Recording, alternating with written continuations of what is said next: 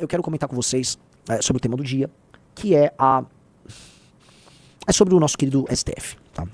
O STF, eu não vou nem falar que eles caíram na armadilha do Donald Trump, mas o STF talvez tenha caído na própria armadilha de ego.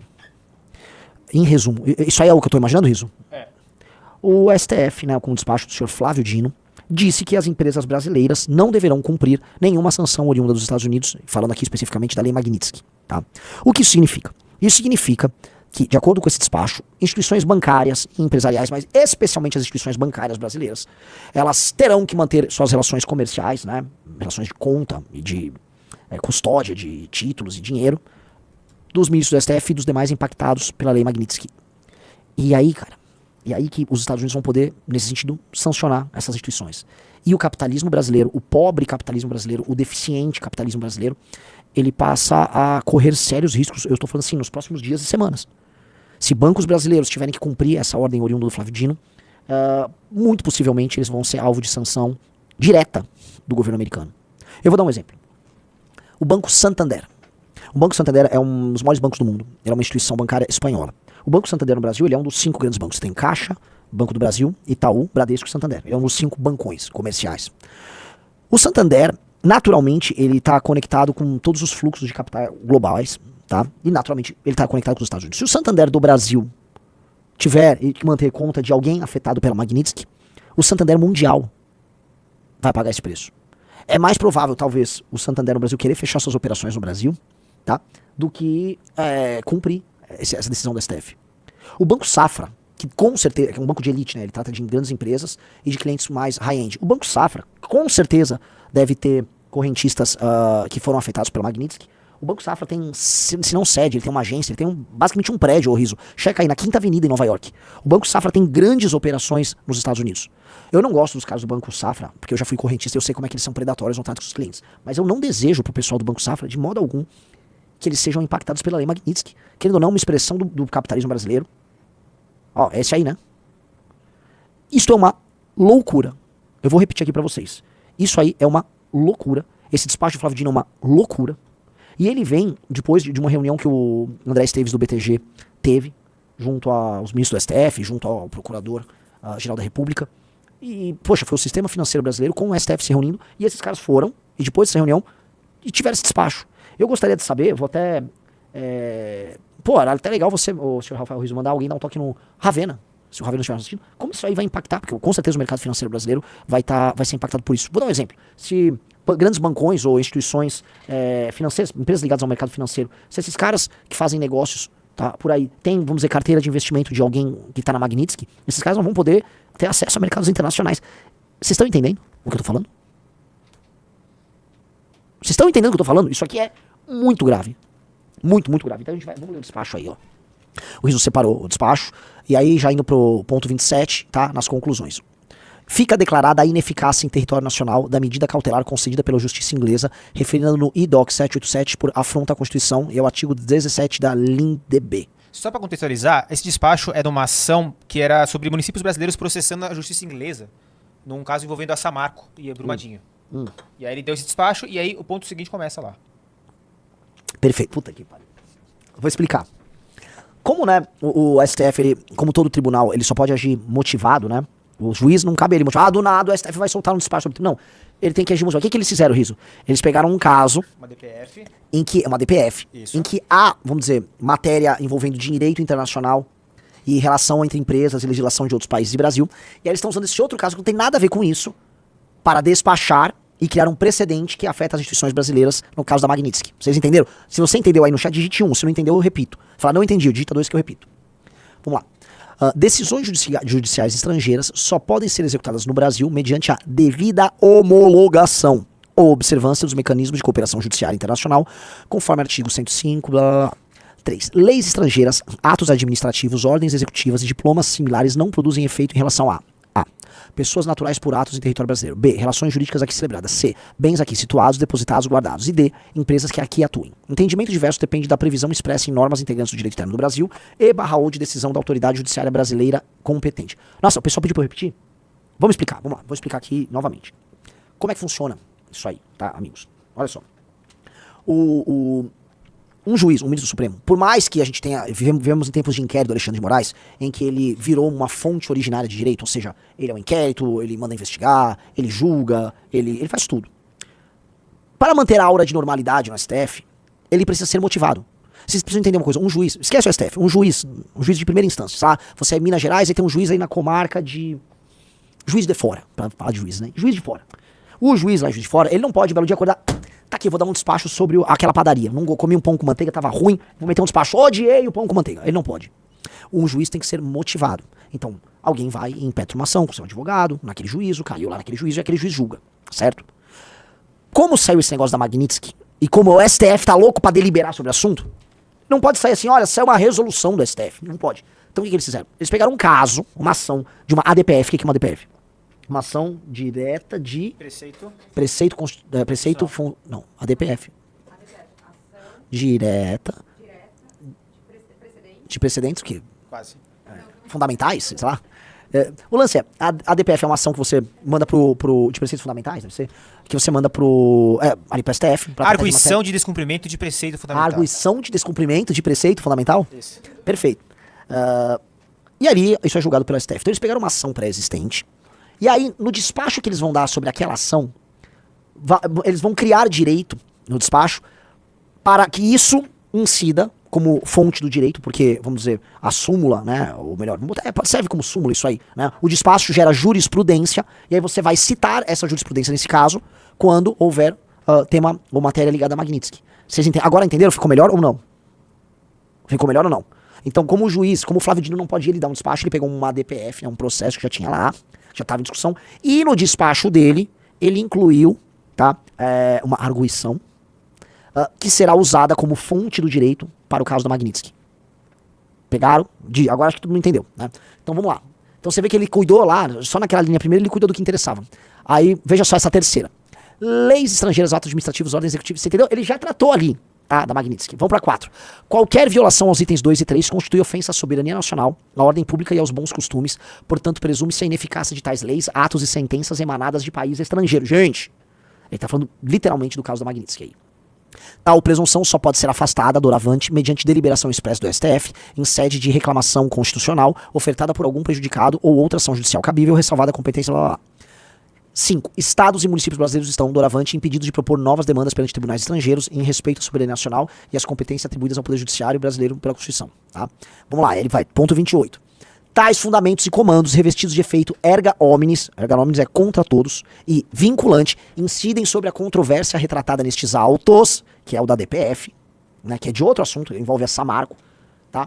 Nestes autos, e em todas as demais em que a jurisdição estrangeira ou outro órgão de Estado estrangeiro, vamos falar Estados Unidos, caso Magnitsky, pretendem impor no território nacional atos unilaterais por sobre a autoridade dos órgãos de soberania do Brasil. Entenderam?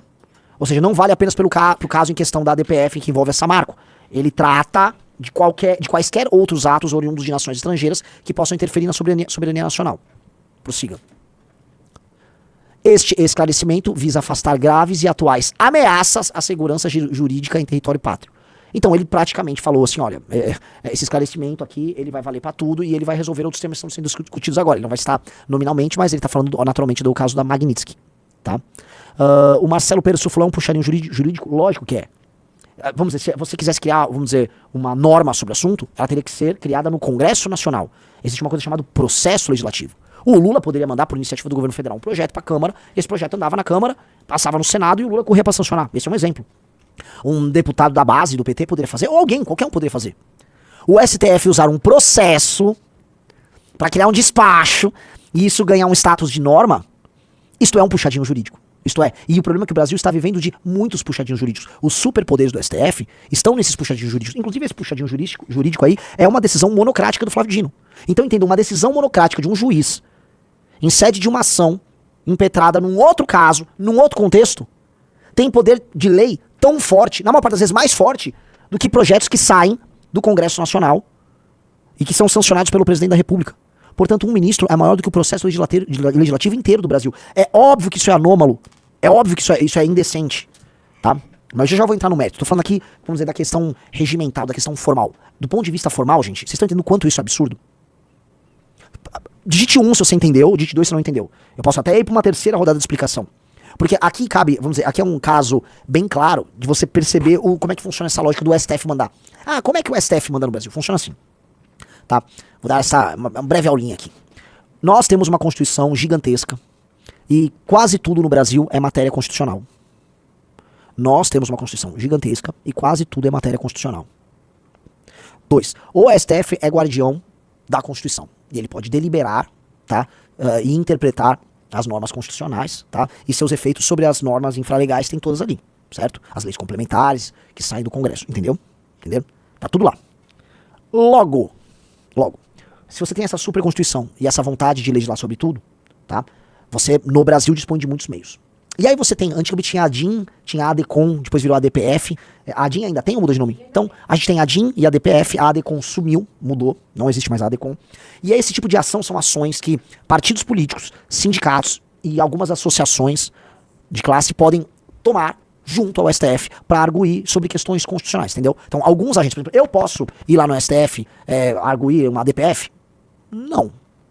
Eu não posso, quer dizer, eu vou poder quando o partido estiver pronto. Daqui a pouco a gente pode. Quando a missão estiver pronta, a gente pode arguir lá no STF várias coisas, tá?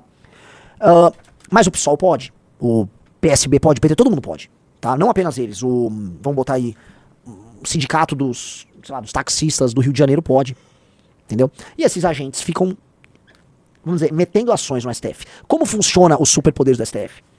Grupos políticos que entendem essa dinâmica, pegam tudo que é tratado pelo Congresso Nacional e falam, isto é inconstitucional. Essa interpretação aqui não é válida. A sociedade mudou, precisamos defender direitos humanos. E aí entram com uma ação no STF, um ministro pega e fala, veja só, tá aqui. E se, né, o Congresso nunca deliberou sobre, sei lá, as punições sobre não usar pronomes certos, né, tô botando aspas aqui, com travestis e trans. Se o Congresso andou com isso, nós vamos deliberar. Então eu vou fazer o seguinte, transfobia equipara-se à injúria racial. Aí o STF despachou sobre isso. Então foi numa ação, provavelmente alguém do PSOL, que sempre é ou PSOL ou PDT, raramente é o PT inclusive, mas PSOL, PDT, PSB entram com essas ações, aí cai num ministro e aí ele despacha e cria ali esse entendimento novo. E isso permite aos ministros do STF terem esses superpoderes que eles têm, entenderam? O Barroso deu um discurso em Nova York recentemente explicando isso, ele falou, gente, vocês estão culpando a gente do STF por isso, tá? Mas entendam, quem deu esses superpoderes foi a Constituição. E quem quer que a gente use os superpoderes, curiosamente, são os partidos políticos, os sindicatos e os demais agentes que ficam entrando com essas ações no STF. E a gente só cumpre. No papel, o Barroso tá meio que certo. Mas lógico que há um cinismo no discurso dele. Lógico que há um cinismo. Na coisa certa é simplesmente o STF acatar o processo legislativo. Não, o STF vai deliberar sobre aborto. Não, você não vai deliberar sobre aborto. Existe uma coisa chamada processo legislativo. Porque eles estão loucos pra fazer assim, ó. Vou dar um exemplo. Alguém lá entra com uma ação, olha, sei lá, o princípio da dignidade da pessoa humana que está plasmado, sei lá, no artigo 5º da Constituição. Esses princípios, e a Constituição é cheia de, vamos dizer, princípios voando e soltos, tá? Quando uma mulher tá com uma gravidez que ela considera inválida, ela não tá tendo direito à sua própria dignidade, ao comando sobre o seu corpo, então, portanto, sua dignidade vem antes de qualquer coisa. Portanto, dado que o STF, do Congresso Nacional, que é conservador, não vota a matéria do aborto, era muito importante que o STF, em defesa dos preceitos constitucionais e de direitos humanos fundamentais, como garantia da dignidade da pessoa humana e tal, delibere, protegendo as mulheres desse peso de uma pressão conservadora. E aí, basta um ministro olhar, dar um despacho, sim, observando a nossa Constituição, observando os preceitos e as garantias fundamentais, nós precisamos, naturalmente, cuidar dessa mulher, então vamos dar neste caso aqui, a possibilidade dela fazer o aborto. E isso tem um efeito erga omnes, um efeito contra todos. Portanto, este caso aqui, que uma arguição do PSOL entrou, um caso específico, ele gera um efeito para todo mundo. E assim eles vão. E eles estão fazendo isso a dar com pau. Essa porteira abriu e eles estão, né? Como se resolvia isso? Só para todo mundo lembrar que já vai chegar o bolsonarista aqui, né? Como se resolvia isso? Uma das coisas, por exemplo, era você brecar as decisões monocráticas. Porque, né, essas coisas, cada juiz relator pega o caso e ele vai despachando, pinta uma decisão monocrática, ela vai durando, você vê lá na frente o que você vai fazer. Enquanto isso, decisões monocráticas vão pavimentando o caminho, vamos dizer, legiferante brasileiro, ok? Todo mundo entendeu. Houve um projeto que cuidava disso. O Kim Kataguiri foi o grande promotor desse projeto no ano de 2019. O projeto passou na Câmara. O projeto foi pro Senado. Ele passou no Senado. O projeto chegou na mesa de um presidente da República. Qual o nome do presidente da República, meus amigos? Qual o nome? Adivinha. Jair Bolsonaro. O que ele fez? Vetou o projeto. E aí ele reclama do próprio STF e das decisões monocráticas oriundas do STF. Então lembrem-se que o Flávio Dino tá metendo esse despacho porque o Bolsonaro assim permitiu em 2019. O Flávio Dino está dando esse despacho porque o Bolsonaro assim permitiu em 2019.